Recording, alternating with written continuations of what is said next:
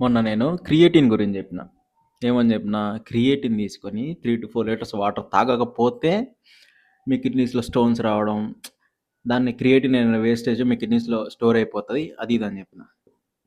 దానికి రియాక్షన్‌గా చాలామంది intelligent, knowledge అంతా ఉన్నవాళ్ళు కొన్ని కామెంట్స్ పెట్టారు.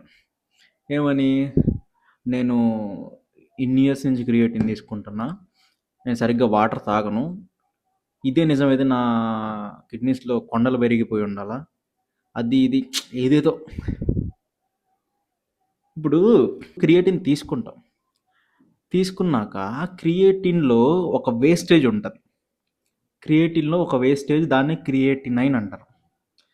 ఆ వేస్టేజ్ నువ్వు వాటర్ తాగిన తర్వాత యూరిన్ ద్వారా నీకు బయటకు వచ్చేస్తది. ఒకవేళ నువ్వు వాటర్ 3-4 లీటర్స్ తీసుకుంటే.